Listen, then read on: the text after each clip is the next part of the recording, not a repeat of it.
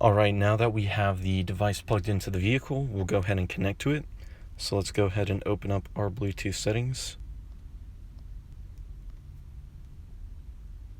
And you should turn it on, and then other devices that are connected, we'll go ahead and see what shows up, and OBDLink MX Plus, and then there will be a number after that.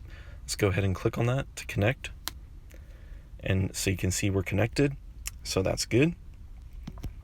And now let's go ahead and start the vehicle and then open up the application. So open up OBDLink, and as you see I opened it. It's trying to connect automatically because we set that automatic connection.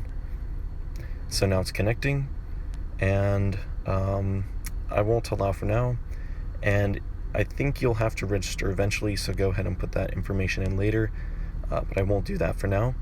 And so now you've connected your device to the vehicle, you've connected your phone to the device, so every time you get in the car, all you need to do is turn on your car, open the application, and it should connect.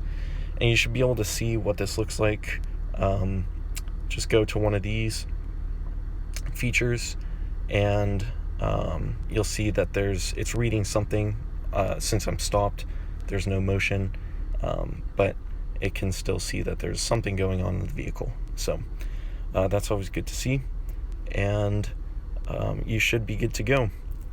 So you can also click on here to make sure that the vehicle is connected, the device is connected to the car, because it's reading information from the computer on the car.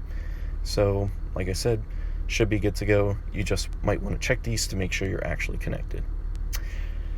Okay,